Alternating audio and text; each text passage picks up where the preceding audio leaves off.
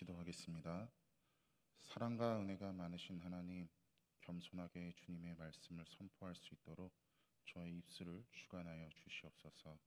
사랑과 은혜가 많으신 예수님의 이름으로 기도드립니다. 아멘.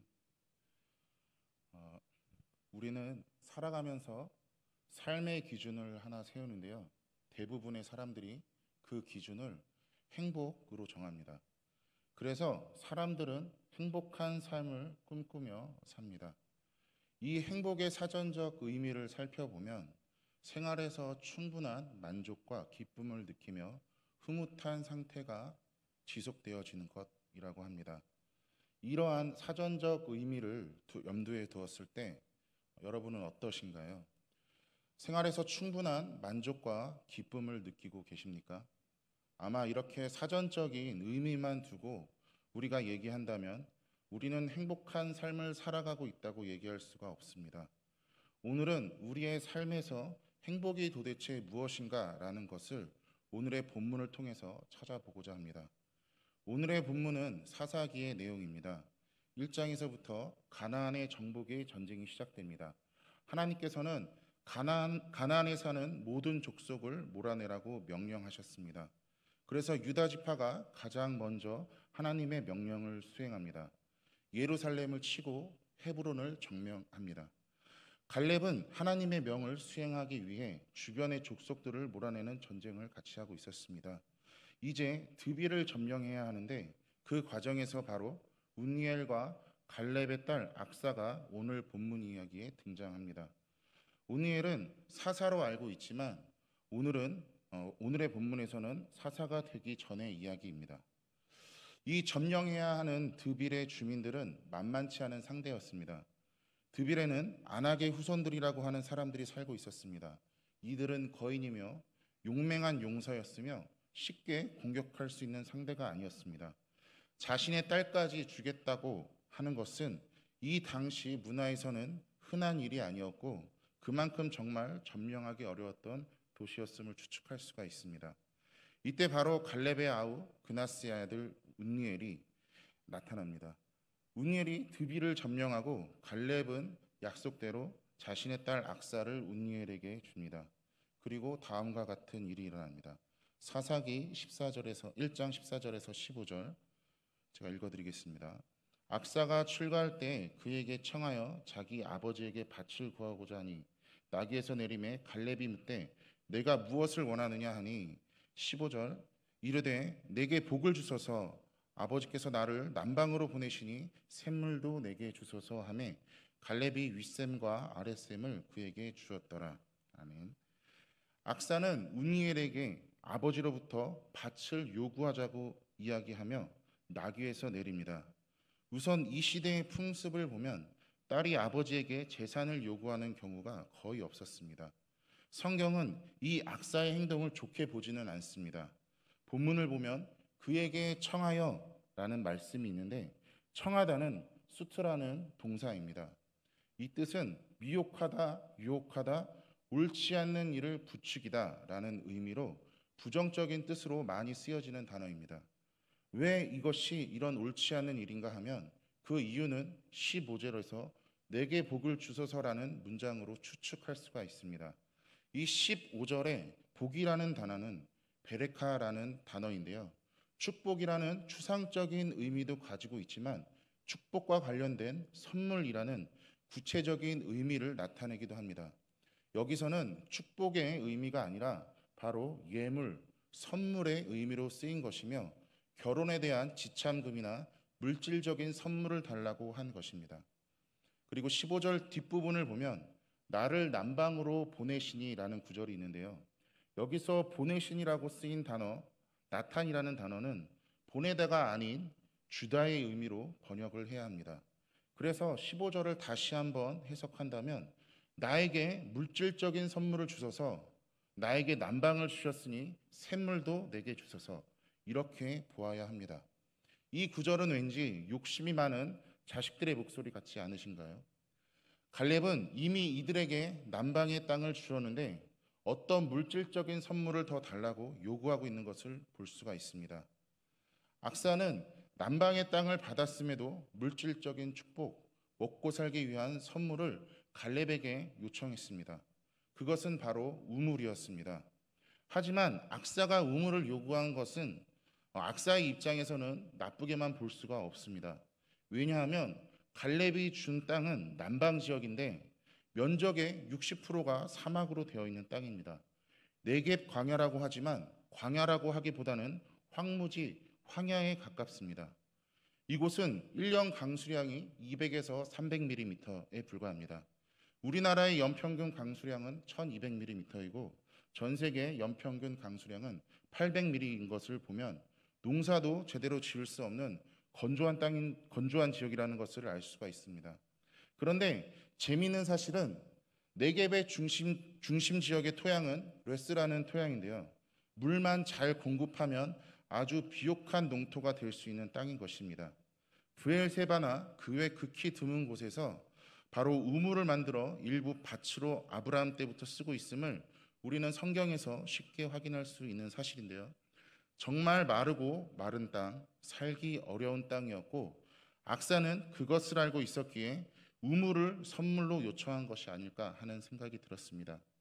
그런데 오늘 제가 말씀드리고자 하는 것은 이 악사가 왜 이런 선물을 요구했는가가 아니라 왜 전쟁 영웅 운니엘과 자신의 딸에게 이러한 사막을 주셨을까입니다. 생명이 제대로 자라날 수 없는 땅, 비도 잘 오지 않고 물이 없으면 살아가기 힘든 이 네게부 지역을 왜 상으로 주었을까요? 다른 좋은 땅도 분명히 있었을 것입니다. 이곳은 사실상 유배지나 다름없습니다. 이건 마치 요즘 시대로 이야기한다면 한 회사의 사장이 회사에 큰 공로를 세운 한 직원과 자신의 딸과 결혼시킨 다음에 저 남의 밑에 외딴 섬에 반지하 월세를 준 거나 마찬가지인 것입니다. 주변에 좋은 집들이 얼마나 많은데 왜 하필 반지하 같은 곳을 주었을까요? 자신의 재산을 자식들에게 주기 싫어하는 아버지라고 하기에는 악사가 나귀에 내리자마자 무엇을 원하냐고 하며 마치 모든 것을 다 줄 듯한 갈렙의 모습은 우리를 참 헷갈리게 합니다. 우리는 여기서 갈렙이라는 인물을 살펴볼 필요가 있는데요. 갈렙은 여호수아와 함께 가나안을 정탐했던 12정탐꾼 중에 하나였습니다. 가데스 바네라는 곳까지 이스라엘 백성은 이 가나안 땅이 젖과 꿀이 흐르는 풍요로움과 많은 먹을 것들이 있는 아주 평안한 삶을 사는 곳이라고 생각하고 가나안 땅을 향해 나갔을 것입니다. 그런데 생각과는 다르게 젖과 꿀은커녕 거인들과 네피림과 수많은 족속들이 살고 있었고 그들이 살만한 땅이란 산지밖에 없었습니다. 하지만 하나님께서 약속한 땅이었기에 갈렙은 하나님의 약속을 믿고 약속의 말씀대로 그 땅이 젖과 꿀이 흐르는 땅이라고 보는 믿음으로 가나안 땅을 보았습니다. 갈렙이 생각하는 젖과 꿀이 흐르는 땅은 저 앞에 점령해야 하는 강한 적들이 아무리 그 땅에 많아도 누가 봐도 척박하고 살 수가 없는 땅이라고 해도 하나님께서 함께 해주시는 곳, 하나님께서 은혜를 주시는 곳, 하나님께서 나를 이기게 해주시는 그 장소, 즉 하나님께서 자신을 도우시는 그 장소가 젖과 꿀이 흐르는 땅이라고 생각했을 것입니다. 갈렙은 자신의 사랑하는 딸 악사에게 바로 어려운 가운데 하나님을 보게 하는 땅, 늘 하나님이 우리를 보살펴 주시고 연약한 가운데 승리를 이끌어 주시는 그런 땅을 그들에게 준 것입니다. 그 의미는 하나님의 사랑을 아주 듬뿍 받으며 그들이 하나님의 사랑을 받는 부부가 되기를 바라는 마음으로 그들에게 준 것이 아닐까 하는 생각을 해보았습니다. 사랑하는 성도 여러분, 하나님께서도 오늘날 우리에게 똑같은 이런 사막과 같은 인생을 주신 것을 알고 계십니까? 고난과 어려움의 삶을 살아가야 하는 사막과 같은 인생을 우리에게 주셨습니다. 넘어지고 쓰러지고 병들고 아파하고 슬퍼하고 고난과 고통의 연속인 사막과 같은 인생을 우리에게 주셨습니다. 처음에 하나님을 저는 믿고 이해가 잘 안 갔습니다. 왜 이렇게 사막 같은 인생을 주셨을까? 저는 개인적으로 예수님을 믿기 전과 믿고 난 후 전혀 다를 게 없었습니다. 똑같은 삶의 문제, 똑같은 질병의 문제, 똑같은 가정의 문제는 계속해서 일어났습니다. 저뿐만이 아닐 것입니다. 왜냐하면 지금도 예수님을 믿는 누군가는 병실에 누워 투병 중이며, 예수님을 믿는 누군가는 돈 10,000원이 없어 힘든 경제 생활을 이어가고 있으며, 예수님을 믿는 누군가는 병상에 누워있는 가족을 바라보며 이 마음이 아프고 찢겨지고 있을 것입니다. 하나님은 우리에게 왜 이런 사막과 같은 인생을 주셨을까요? 우선 이거부터 한번 생각해 보셨으면 좋겠습니다. 하나님께서 오늘날 우리에게 주신 선물은 무엇일까요? 좋은 환경, 좋은 옷과 좋은 집, 좋은 직장입니까? 우리가 생각하는 젖과 꿀이 흐르는 땅은 좋은 환경과 좋은 옷, 좋은 집, 좋은 직장입니까? 그런데 하나님께서는 우리의 생각과는 반대로 우리에게 분명 사막과 같은 인생의 어려움을 주셨습니다. 그건 우리가 벌을 받아야 하기 때문도 아니고 하나님께서 우리를 싫어해서도 아닙니다. 우리 성경 한 구절 같이 볼 건데요. 신명기 8장 3절입니다. 읽어드리겠습니다. 너를 낮추시며 너를 줄이게 하시며 또 너를 알지 못하며 내 조상들도 알지 못하던 만나를 내게 먹이신 것은 사람이 떡만으로 사는 것이 아니요 여호와의 입에서 나오는 모든 말씀으로 사는 줄을 내가 알게 하려 하심이니라. 아멘.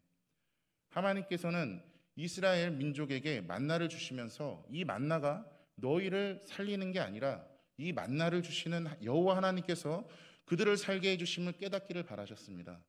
하나님께서 우리에게 사막과 같은 인생을 주신 이유는 바로 우리를 행복하게 해주는 것은 좋은 환경과 좋은 집과 좋은 옷, 좋은 직장이 아니라 행복은 바로 하나님으로부터 오는 모든 것임을 깨닫게 해주시기 위해서라는 것입니다. 그런데 이 모든 것은 믿음을 갖지 않는 자에게는 보이지 않습니다. 믿음이 없는 자에게는 하나님께서 눈앞에 나타나도 보지 못합니다. 12정탐꾼이 가나안 땅에 수색을 하러 갔을 때 갈렙과 여호수아를 제외한 10명이 믿음이 없이 그 땅을 바라보았습니다. 그들이 어떻게 됐습니까? 사랑하는 성도 여러분, 믿음을 갖는다는 것은 세상 사람들과 세상의 모든 것을 다른 시점으로 보게 되는 것을 의미합니다. 레오나르도 다빈치의 천지창조 그림을 믿지 않는 사람이 보면 잘 그려진 그림이지만 믿는 사람은 그 그림을 통해서 하나님을 보게 됩니다. 저녁에 지는 노을을 믿지 않는 사람이 보면 그저 좋은 아름다운 풍경이지만 믿는 사람들은 저녁에 노을을 보며 하나님을 보게 됩니다. 공중에 나는 새들을 보며 하나님을 믿지 않는 사람들은 그저 조류의 한 분류로 보고 하나님을 믿는 사람은 새를 보며 우리를 먹이시는 하나님을 보게 됩니다. 믿는 자에게 이 성경은 하나님이 어떤 분인가를 보게 해주는 특별한 하나님의 선물이지만 믿지 않는 자에게는 잘 보지도 않게 되는 한 권의 책과 같은 것입니다. 이 사막과 같은 인생에서 믿지 않는 사람들은 고통의 삶이겠지만 믿는 자는 이 사막과 같은 삶에서 하나님을 보게 됩니다. 현실은 막막하지만 그 막막한 가운데 하나님의 사랑을 받으며 살아가는 행복한 사람들임을 깨닫습니다. 하나님께서는 사막과 같은 인생을 주셨을지라도 그 인생 안에서 하나님을 보게 되어 행복을 누리며 살게 되면 값진 인생을 살게 해주시는 것입니다. 사막의 인생을 살아가고 계시는 상계제일교회 성도님들 모두가 하나님을 보게 되는 행복을 누리며 사시길 바랍니다. 얼마 전의 일이었습니다. 개인적인 일로 인해서 좀 힘들었던 시간을 보낸 적이 있습니다. 1부 예배를 마치고 올라오면 2부가 시작되는데 교역자 사무실에 거의 아무도 안 계십니다. 저는 설교를 다시 한번 읽어보는데요. 잘 읽혀지지 않았습니다. 설교문도 정말 은혜가 되지 않은 것 같았고 이 설교문을 붙잡고 기도를 해도 집중이 안 됐던 시기였습니다. 유초등부에 내려가는 걸음이 너무 무거웠고 유초등부실에 가서 한쪽 벽을 보면 사진이 많이 있는데 그 사진을 우두커니 바라보고 있었습니다. 그런데 어느 한 아이가 와서 부르더라고요. 전도사님, 저는 혹시 제 표정이 어두운 걸 알고 웃으면서 대답했습니다. 왜? 그런데 이 아이가 대뜸 전도사님 못생겼어요. 그러는 겁니다.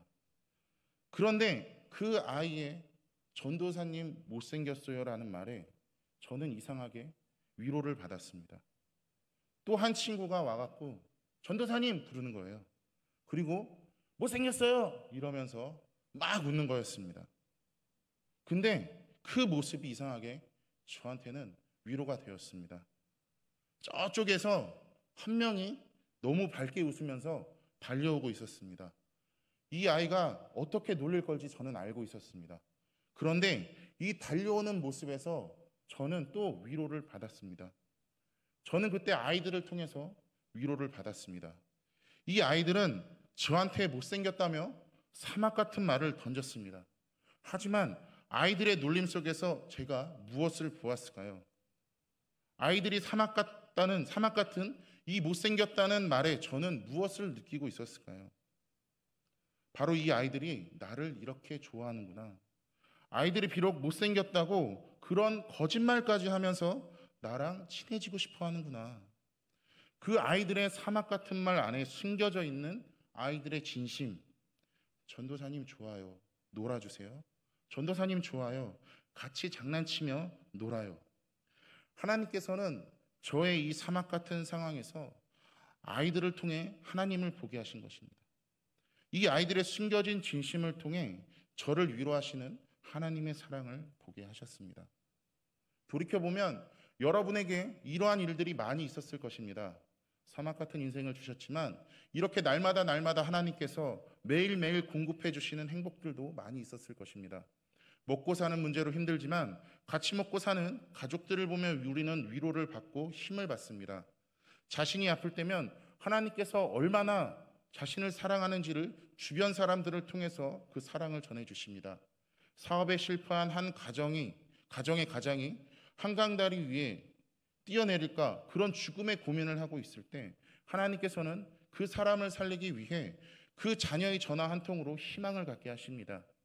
내 인생의 마지막이 혼자일 것 같지만 이 사막 같은 인생을 주셨지만 아파서 누워 있을 때 심지어 눈이 보이지 않더라도 귀가 보이지 않더라도 내가 어떠한 장애를 가지고 살아간다고 하더라도 하나님께서는 하나님이 만드신 모든 것들을 동원하셔서 하나님의 사랑을 어떻게든 우리가 보게 만드십니다.